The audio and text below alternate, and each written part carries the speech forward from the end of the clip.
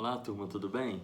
Aqui Jairo Castelo Branco, mais uma vez falando com vocês, dando continuidade à nossa disciplina de Teoria Geral da Investigação e Perícia. Lembrando que o nosso curso é o curso de Investigação Forense e Perícia Criminal. A disciplina que nós estamos trabalhando nesse momento é Teoria Geral da Investigação e Perícia. A nossa turma ela já se encontra na segunda metade do curso, então é hora de ter mais foco ainda para a gente terminar bem. Começamos bem e também para concluir de forma satisfatória o nosso curso, tá bom?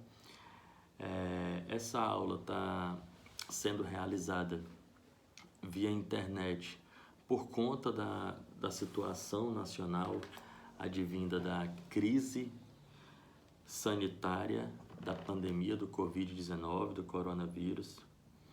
Infelizmente já são mais de 10 mil brasileiros que chegaram a óbito. A gente se solidariza com essas famílias e em decorrência disso é que esses encontros estão sendo realizados nessas plataformas.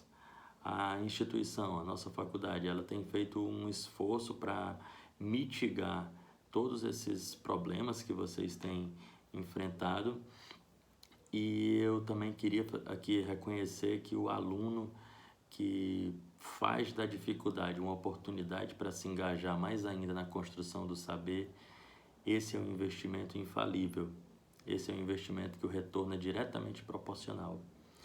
Então, gente, apenas a título também de oportunidade, essa semana é uma semana muito especial, a semana do Dia das Mães.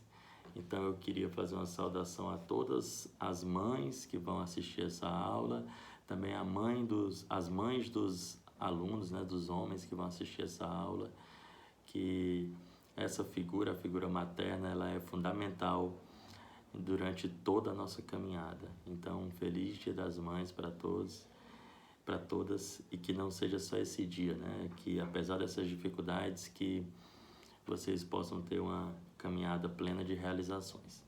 Pessoal, eu queria fazer o registro aqui dos alunos que estão aptos, né? Sem querer expor ninguém, caso algum de vocês não seja registrado aqui, me perdoe, mas é o que o sistema me forneceu. Alexandre, Ana Raquel, Antônio Jairo, Antônio Neto, Babyane, Bruna, Camila, Cleiton, Emanuel Jorge, Emanuel Jefferson, Fábio Emanuel, Francisco Gustavo, Gianluca Teodósio, Glauco, Joabe, Jordan, Márcia Eulina, Márcia Maria, Maria Thalita, Mariane, Milene, Olívia, Pedro, Juan, Tainara, Tamiri, Vera e Ivne, tá? Vamos lá. Essa é a nossa aula número 5 aqui nessa plataforma, mas no material de apoio de vocês vão encontrar essa aula na unidade 2. E como é que a gente vai fazer? Vocês vão ler o livro de vocês vão receber um material em PDF que eu encaminharei e vocês também receberão o acesso a essas aulas aqui. Além disso, vocês podem utilizar as diferentes ferramentas de contato que vocês têm e também o ambiente virtual do aluno, que aí você tem acesso a essas informações em diferentes momentos e em diferentes plataformas. Isso é fundamental para que você possa fixar os conteúdos, tá bom? A nossa unidade 2, ela tem como título das provas. E nós vamos tratar nessa unidade sobre as provas no processo penal brasileiro, sobre a organização pericial. Aí a gente, querendo ou não, a gente vai dar sempre uma contextualizada no processo histórico, porque a gente não pode crer que uma legislação, ela é apresentada, ela é publicada sem ter um reflexo direto do processo de desenvolvimento social das comunidades. Comunidades, quando eu faço uma referência aqui aos países ou aos estados nacionais. Vamos tratar ainda sobre a prova pericial mais especificamente. Dentre as provas admissíveis, onde se classificam as provas periciais e qual a importância delas, inclusive na legitimidade ou no fortalecimento do nosso Estado democrático. Quais são os objetivos da nossa unidade 2? Primeiro objetivo, definir as noções básicas acerca das provas na investigação. A gente já teve uma definição do que era investigação científica, do que era investigação criminal, e agora a gente vai pavimentar o caminho acerca das provas. As provas na investigação, quais são as noções básicas que vocês necessariamente têm que gravar. Segundo objetivo, identificar os fundamentos da prova no processo penal brasileiro. Por quê, pessoal? Porque a gente tem uma compreensão global, uma discussão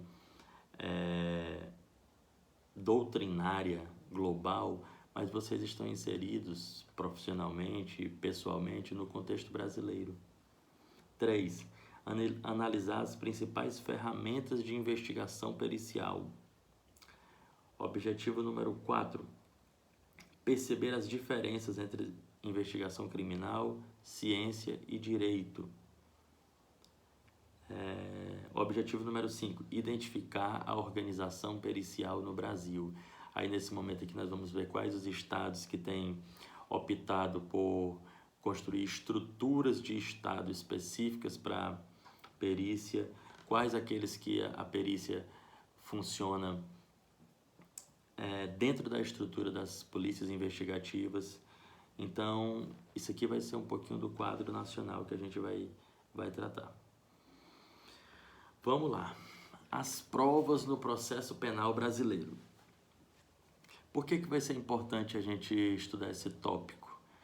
Porque fixar esses conteúdos vai nos dar condições de compreender o papel das provas no processo penal brasileiro, a distinção, a identificação dos tipos de provas periciais e especificamente quais aquelas que são aceitas no processo penal, no devido processo legal.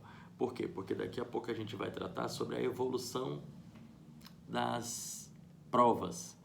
E aí a gente vai ver que a gente saiu de um estado de coisas autoritário, um estado de coisas que, para a solução das suas contendas, pouco se prezava pelo devido processo legal, e os estados democráticos de direito, que é onde o Brasil se situa. Aí nós vamos trabalhar também a análise da organização pericial no nosso país, saber qual é o papel do Ministério Público nisso, a questão da autonomia do profissional da perícia, né? Vamos ver quais as instituições que apoiam essa autonomia pericial e o entendimento da perícia como elemento importante na promoção da justiça. Por quê, gente? Porque cada cidadão ele pode vir a cometer uma infração. Só que a ele é resguardado o direito a um julgamento justo. Então, a partir do momento que você tem elementos técnicos, que você tem a autonomia ou prezada, ao menos, a imparcialidade da atividade pericial, você vai garantir àquele cidadão um julgamento justo. Provar, afinal, provar basicamente é a ação de evidenciar a presença da verdade dentro dos fatos narrados. Você já tem uma hipótese pré-estabelecida, mas você precisa provar. Então você vai autenticar aquilo, você vai evidenciar aquilo como verdade. A prova, considerando ela um instrumento de averiguação, ela é caracterizada pelos instrumentos aproveitados pelas partes de determinada relação processual, mas não somente por elas, ou pelo juiz, com a finalidade de determinar a veracidade de acontecimentos ou argumentações no decorrer da fase processual. Então, daqui a pouco a gente vai tratar de que o juiz, de ofício, ele também pode determinar algumas diligências nesse sentido. A prova, ela é também um elemento de importância para a defesa, porque se você fosse somente acusado e você não tivesse o direito de produzir provas que garantissem a declaração da tua inocência, Vamos avançar. O objetivo da persecução de provas, o que seria da persecução? Da busca pelas provas dentro do processo. O objetivo primeiro, qual seria? Obter o convencimento do magistrado sobre o que as partes alegam. O primeiro objetivo é esse. Você pode ter uma conclusão que ela seja precipitada, que ela seja assodada, que ela não garanta o contraditório, e você pode ter a comprovação dos fatos garantindo todo o devido processo legal. Assim, você fundamenta melhor as decisões judiciais. Vamos fazer aqui uma leitura do artigo 77 do CPC, quando ele trata do princípio da economia processual. Artigo 77. Vamos lá, vamos ao nosso CPC. O CPC é o nosso Código de Processo Civil, recente, né? Passou por uma reforma recente, ele é datado de 16 de março de 2015. Pois vamos lá em busca do princípio da economia processual, artigo 77, inciso 3. Rapidinho.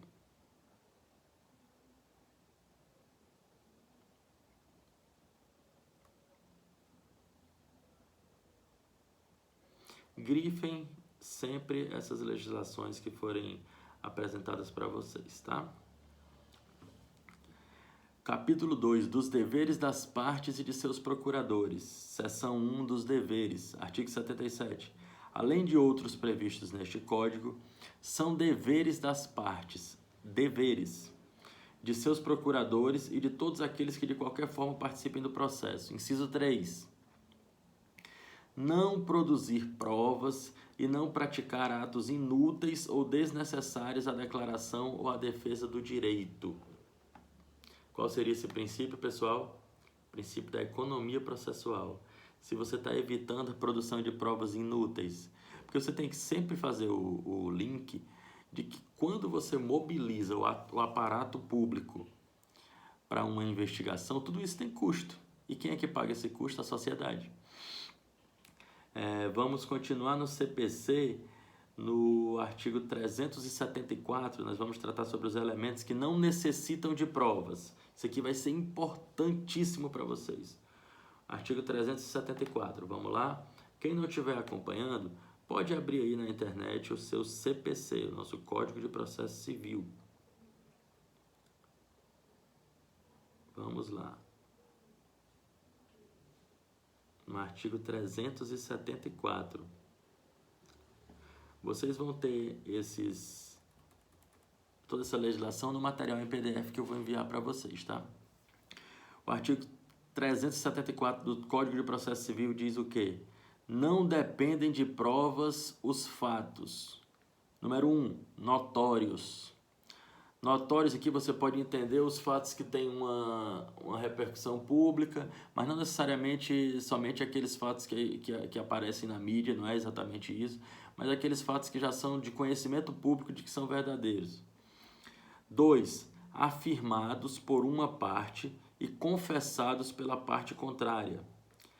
3, admitidos no processo como incontroversos, ou seja, não há controvérsia sobre aquele fato. 4, em cujo favor milita presunção legal de existência ou de veracidade.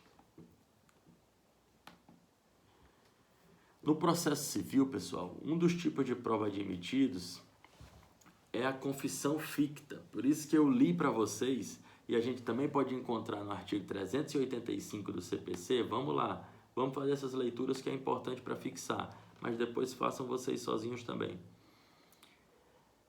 Cabe à parte requerer o depoimento pessoal da outra parte, a fim de que esta seja interrogada na audiência de instrução e julgamento sem prejuízo do poder do juiz de ordená-lo de ofício. No âmbito penal é diferente. Por que eu primeiro li o CPC? Porque durante muito tempo a humanidade se dava por satisfeita com a mera confissão. A confissão era como se fosse a mãe das provas.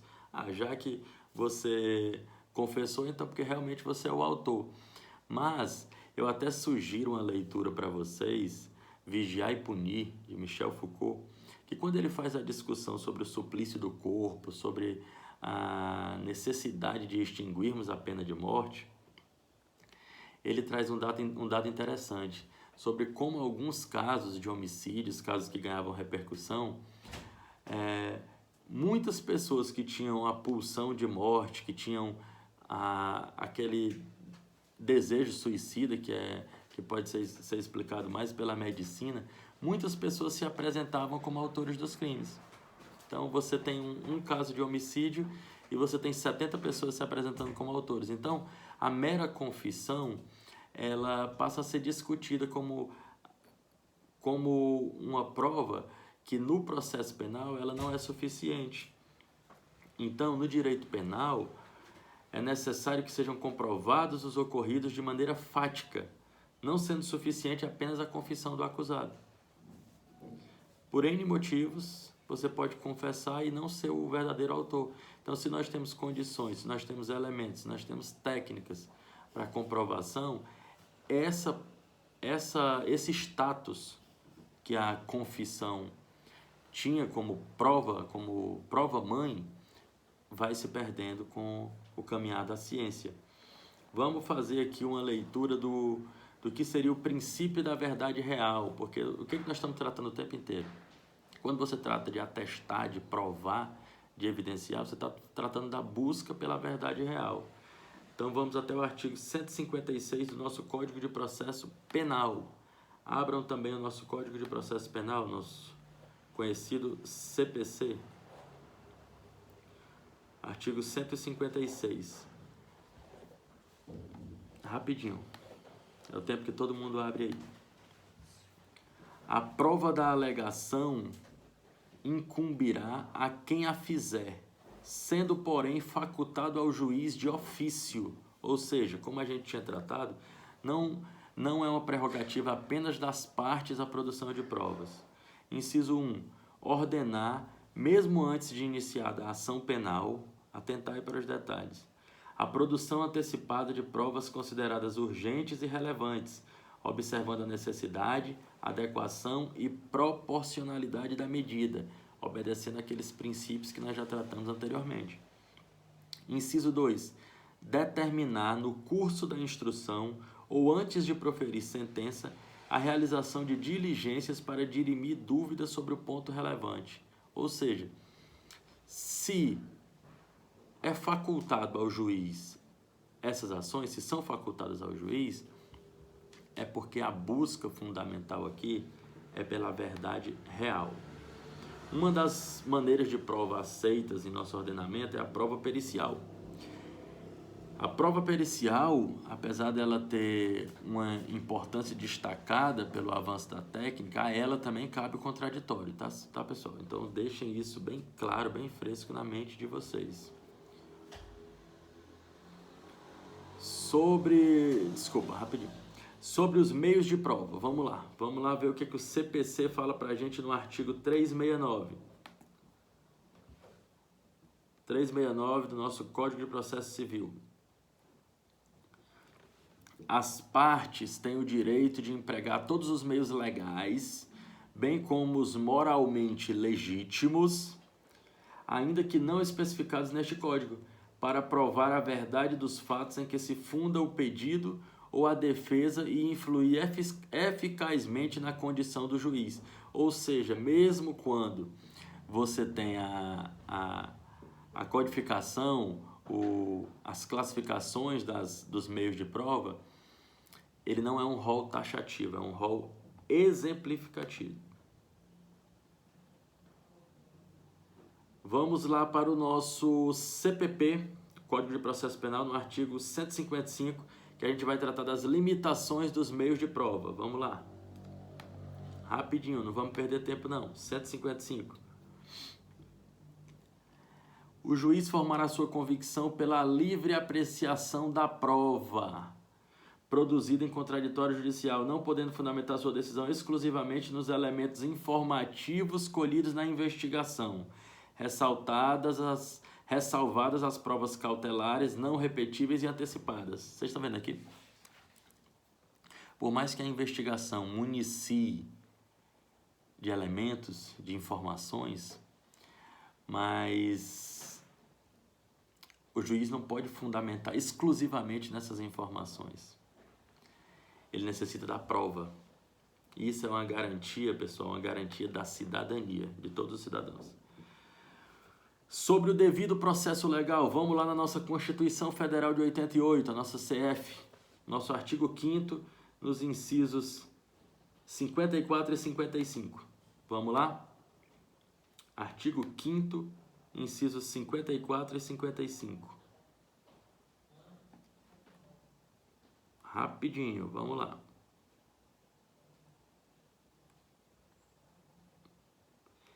Ninguém será privado de liberdade ou de seus bens sem o devido processo legal. E o 55.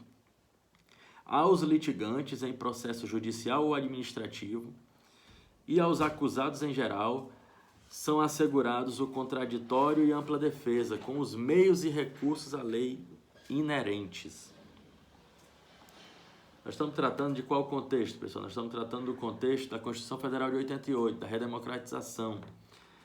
Então, 3 importantes diferenças entre os meios de investigação e meios de prova.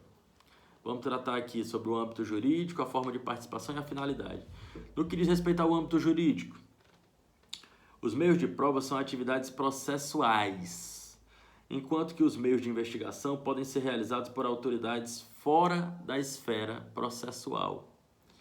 Sobre a forma de participação, é perceptível o fato de que os meios de investigação ocorrerão sem necessidade do contraditório. A gente está falando de quê? Da investigação, que a gente já tratou no inquérito policial. Vocês lembram? Vamos lá, já os meios de prova serão necessariamente abertos, públicos. Quanto à finalidade, os meios de prova possuem como objetivo a reconstrução de situações alegadas no processo. Já os meios de investigação, o objetivo é encontrar dados que poderão apontar para a situação de um crime digno de acarretar em sentença condenatória. Vocês estão vendo a diferença? Quando a gente trata de meios de prova e de meios de investigação. Sobre a prova criminal, as provas criminais possuem como objetivo principal a formação da convicção do juiz. A gente já falou, seria o objetivo principal e o objetivo primeiro, né? No que tange a autoria e materialidade de determinada infração penal. As provas, logo, dentro do processo penal, por óbvio, não servem para a mera obtenção de uma verdade extraída de maneira inquisitória, como historicamente era feito. Aí a gente pode pesquisar tanto sobre a Idade Média, como já sobre os tribunais de Santo Ofício na Inquisição, como se dava esse processo de busca pela prova.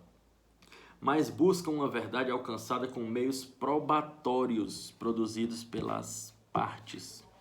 O sistema de análise de provas na processualística penal brasileira é o da certificação lógica, também denominado de Sistema da Livre Convicção, expresso no artigo 155 do CPP brasileiro. Mas aí, pessoal, vocês fazem essa busca. Já deixem aberto aí para quando vocês forem assistir novamente a aula, o Código de Processo Penal, o Código de Processo Civil e a nossa Constituição Federal.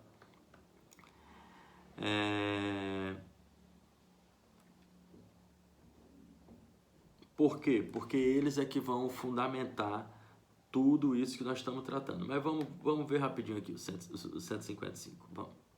CPP. A gente acabou de ler sobre a convicção do juiz a partir da produção das provas e não somente dos elementos escolhidos pela investigação. Por que a gente tem que destacar isso, pessoal? No inquérito policial, ocorre um fato típico. Alguém noticia isso. A polícia judiciária, ou seja, a polícia civil, no caso do Estado, ela vai fazer uma investigação sobre aquilo, sobre a liderança da autoridade policial, o delegado de polícia. Aquela investigação, nós vamos dar o nome de inquérito policial. O inquérito policial ele é a versão da polícia sobre os fatos. No inquérito, você tem que guardar a imparcialidade, mas naquele momento, não será o momento que nós vamos enxergar o contraditório e a ampla defesa. Será a versão da polícia, a versão da autoridade policial. E o inquérito policial, ele vai subsidiar o órgão acusador, que seria quem? O Ministério Público. Se o Ministério Público ele tem acesso a um bom inquérito policial, a um inquérito policial que não é forjado, que não é feito com autoritarismo policial, que ele respeita o devido processo legal, mas que ele usa toda a técnica necessária para ter acesso às informações, o órgão acusador ele vai fazer uma acusação que tenha substância.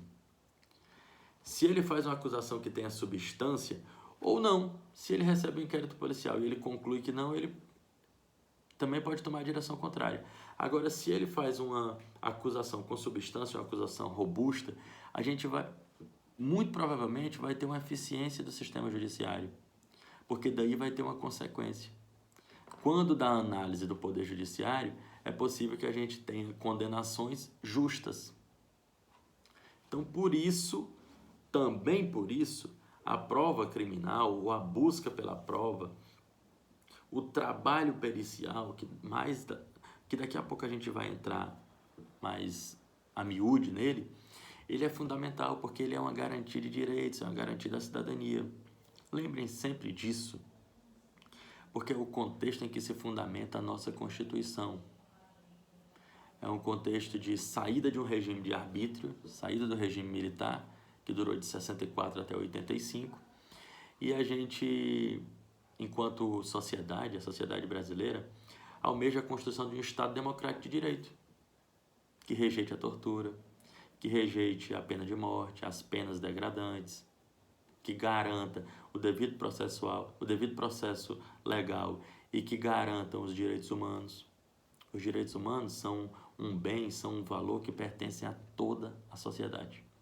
Então, também aqui, criando uma aspasinha aqui, um parêntese bem rapidinho, definitivamente, tirem do vocabulário de vocês, tirem das discussões de vocês, aquelas discussões que são rasas, que são próprias do senso comum, como, por exemplo, os preconceitos com aqueles que dignamente trabalham a questão dos direitos humanos. Porque os direitos humanos, eles pertencem a toda a cidadania. E vocês agora têm acesso ao conhecimento científico, vocês agora fazem parte de uma elite intelectual do país que tem acesso ao ensino superior. Muita gente já alcançou o ensino superior, já, mas uma parte de vocês serão os primeiros a dar essa honra à família de vocês. Então, cresçam na elaboração e no nível da discussão, das discussões que vocês travarem, tá? Vai se livrando do senso comum, porque apesar da importância do conhecimento vulgar, do conhecimento popular, mas vocês agora são pessoas que têm acesso ao conhecimento científico. Bom, pessoal, vocês vão encontrar isso no nosso tópico 1,